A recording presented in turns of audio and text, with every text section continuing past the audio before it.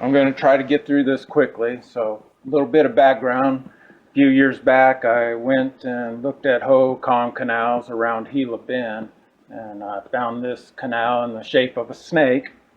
But I spent like hours and hours and hours there looking at the canals, following them around, seeing where they're built, how they're built, associated features, and how big of dams they would build. So I remembered there were water control features at Chaco Canyon, so I went there.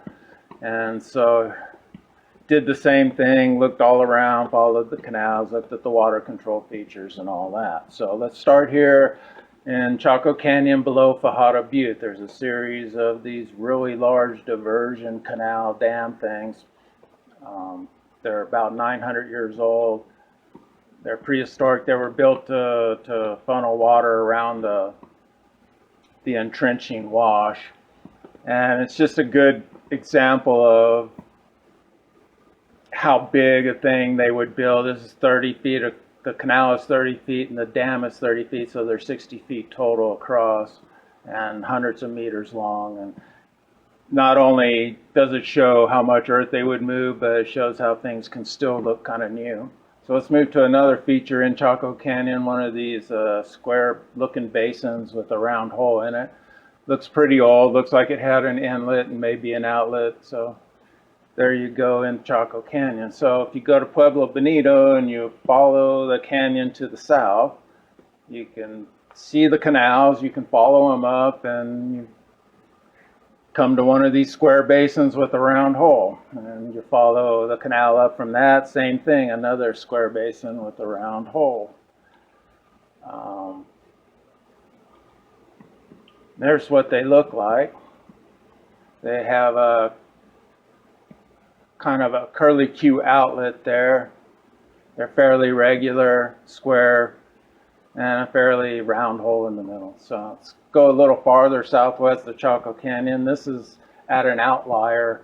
This is a prehistoric dam. It's been reported to have pretty complex outlets and gates. So if you zoom out from that, you follow the canal up, you come to another one of these square basins. And you follow the canal up and the same thing, and again, all the way up. So I'm going to move over here a little farther west of Chaco Canyon. Here's one of these really large diversion dams that steps around an entrenching arroyo here. This thing's really large, about 45 feet across. You see it comes down and it hits this really large dam. There's a gate to let water straight through. There's a really large round basin in there that you can barely see. And then there's fields around on both sides that look, they're grid pattern and definitely look prehistoric. There's some of those there. Not sure what the round features are, if they're a natural thing or if they're actual basins. So here's a random kind of diversion dam in the middle of the San Juan Basin. It's pretty complex, has various chambers and again, a square basin with a round hole, canals leading in and canals leading out. So if you look around the San Juan Basin, they're pretty much everywhere. These marks don't even show a hundredth of what's out there if you look around. I just put a few marks just to try to get some idea of where they were. So here's what we know about these. They're everywhere. The features inside of Chaco Canyon have been attributed to the Anasazi or prehistoric, and the features outside of the canyon and away from outliers have been attributed to the Navajo. The Navajo are sheep herders, so don't know why they would build this. A lot of them look old, and then there's some consistency and regularity even between the features inside and outside of the canyon. So there you have it. I wasn't convinced that the Navajo would have built all this stuff, so I figured we had Mesoamericans at Chaco Canyon. Why isn't this some sort of Mesoamerican system? And so I went and I did some research, and here's what I found. So here we have a pretty old water glyph. It goes way back into Mayan times, but is also shared by the Aztec. It's called the reservoir of life. It's where life begins. Of course, Westerners see that and they see rain falling from the sky, but that's like the raisin brandy interpretation. It's right in the name. This is a man-made reservoir. It has a well, and it's probably clay lined, and it has burials radiating out from the well. How do I know those are burials? Well, this is the burial glyph. Shows the same thing with the dots around the well. And the tick marks at the bottom are the canals and the ditches that run into the basin and fill it up. Here's another one of those. Same thing. Shows the burials around. I think the size of the dot may represent some sort of hierarchical burial system. And let's go back and compare. That's one of these typical square basins in Chaco Canyon or around Chaco Canyon. Has a nice square outline and a really round hole in the middle. So here's another water glyph, again showing a well and a couple secondary basins inside the reservoir. And here's where you start to really see what I'm talking about when they go into color. That here's one of these reservoirs with a well in it. The Aztecs used color. The color had meaning, and basically every little shade in the color had meaning. So this is showing blue drinking water and green water, which is basically an algae pond. And that's why it's also the glyph for jade, because of the color of the algae. Now here's an example of one of these in southwest Arizona. This one's really producing a lot of algae. It looks really good, and I'm wondering if the kind of rectangular long shape is conducive to growing algae. Let's go on to another Aztec glyph for water. This shows a nice square clay-lined basin, water in it, birds next to it, and at the bottom you see the radiating ditches. They're not going out, they're coming into the basin. So let's go to the day glyphs. This is Adel, the glyph for water. Shows a basin or a step-down well. That's the sign for water there. Kind of like that, I think. That's another basin out in around Chaco Canyon. Anyway, this glyph, you see the face is formed by a stylized dam, has the curly curlicue outlets on the side, and then water always flows out the mouth of these glyphs, and those are gates to the fields or into other canals. And then the hair is the water flowing into the basin. Here's another example of that glyph, showing the other icon for water, kind of a half red, half white, kind of representing the struggle for life or death of your kingdom, basically, is how much water it has. Here's another glyph for the eagle. Same thing, that has a really stylized dam for the beak. Water would come out the mouth. Has the curlicue outflow, shows a step down well, and then again the feathers or the water feeding in. Now we're going to look at more kind of death icons or glyphs here. This is the vulture. Same thing, kind of a stylized beak for the dam. Water comes out the mouth, has the curlicue outlet, but there's kind of something funky about the well. I don't know what that means. Has a little dot in there. And then you see that the pond or algae pond looks kind of stagnant. And it also has this red lining, which I believe is like a clay-lined burial pit. And then the water feeding in is dry, basically. The brown means it's kind of grassy and dry. And here's a drawing from, I'm not sure what, but it shows what I'm talking about, a clay-lined burial pit. Another kind of death-related icon or glyph here is a grass, and you'd wonder, well, why is grass associated with death? If you know from being out here in the West, when your reservoir dries up, you get a lot of grass behind it. So when they saw grass behind the reservoir, they knew that reservoir is probably dead, was dry. So that's why it's a death icon. So again, the jaw forms the dam forms the jaw, has the outlets on the side. The teeth are a red and white digging tool to dig canals and basins and such. Has the water well, and the water feeding in is brown again for dry, and then the gate comes out the mouth. And then the little icon, the later Aztec icon for burial pit, is that yellow blob or orangish blob with some red dots in it. And we'll see that in the actual death icon or glyph here. Again, the jaw is a dam, but it's broken. Water's flowing out the mouth. There's something kind of funky about the well. It's on a tilt, like, well, the water's pouring out or something. And then you have these stagnant ponds. It looks like the guy has cancer of the brain or something. And then you have, again, burial icons there. And this is the icon for rain. Obviously, just looks like a level you would use to dig canals with. And when it rains, you need the water to go down the canals. Has the well icons, the canals, fields, and a digging tool. Now here's Quetzalcoatl. He's at your whole irrigation system in one. That's what he stands for. Water comes in the tail. There's a flint icon because you have to dig all the canals, the basins, and the fields. You can see the canal running down in the fields, and then a well and a dam. So he represents the entire irrigation system. And just see kind of a literal view. Look at that snake canal from the Hohokama area that I had on there before. Let's look at another Aztec. This is from one of the codex pages. This is again Quetzalcoatl.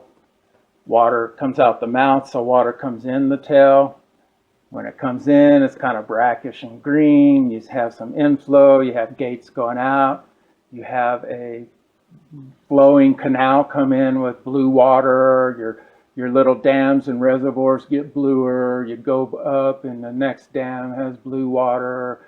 You get up to the top, and as they get to the end of the irrigation system, the water's kind of dark green and stagnant again. Here's the whole picture. The main guy represents the kingdom's agriculture and irrigation system. Inside the Valley of Mexico, there are huge canals flowing in. There's dams, there's basins. The radiating breastplate, I think, is kind of a way of depicting the milpa system. Water comes up, goes out his mouth, goes up through the fancy pipe into the floating gardens, which I kind of cut off there. So there you have it, a whole bunch of Aztec glyphs and iconography showing how important the irrigation systems are to them. And not only that, but it shows how they kind of like to make funny little faces with their glyphs using the various icons. So let's look back at a few more of these features around the San Juan Basin. Here we have another one of these square reservoirs. Kind of has some of that stylish curlicue feature on the outside. Has canals running in, out, some diversion dams. Here's another one, same thing. There's some canals running in and out of it. Some sort of dam. Here's another one, looks really old. Same thing. And here's a diversion dam, looks a little funny. I don't know if you can see that.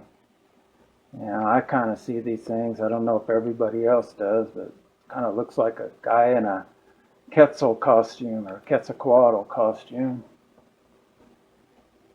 If you don't know what that would look like, here's an example from a members bowl of a guy wearing a Quetzalcoatl. And let's look at it again. If you want to look for it yourself, go out there, look around. You'll start seeing the kind of things that I'm seeing. Anyway, here's another thing. Might be some sort of glyph.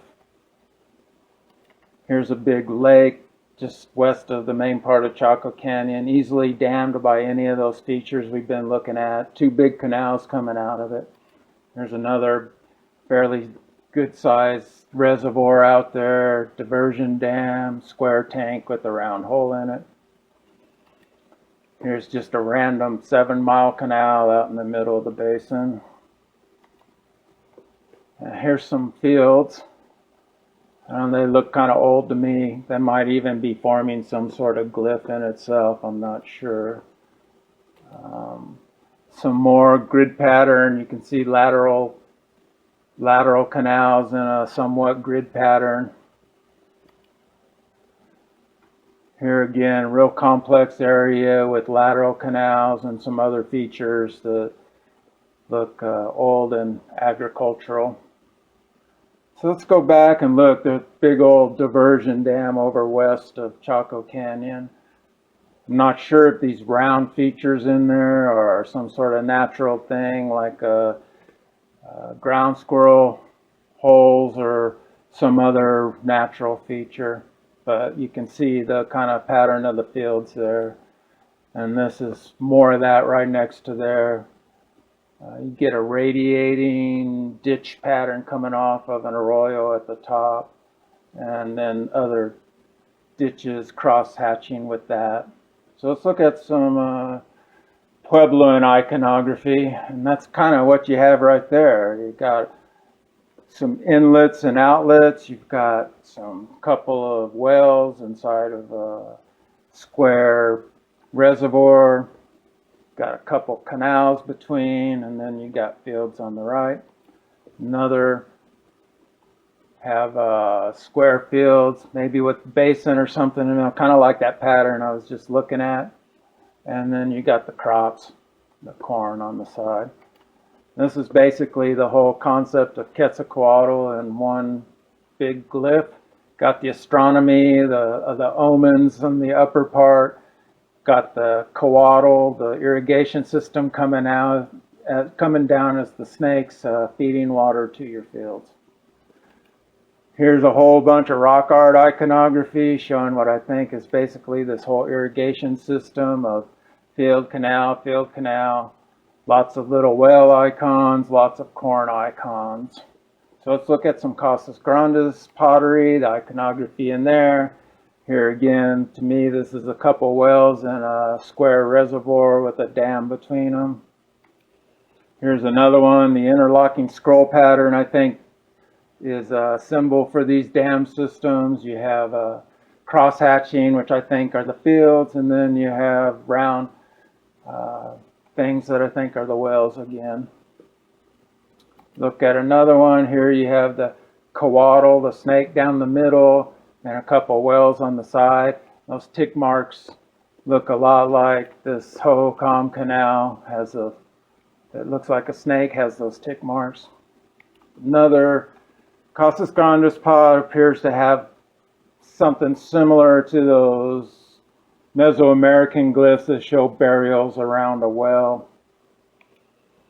Here's a whole Quetzalcoatl. You've got the red canal running down the middle. You've got the scroll pattern for the dams. You've got the crosshatched fields. You've got the checkerboard fields, and then you have two basins at the end, and then water always comes out the mouth. Just go back and look again. Here's one of these round tanks out there, Chaco Canyon. Looks really old.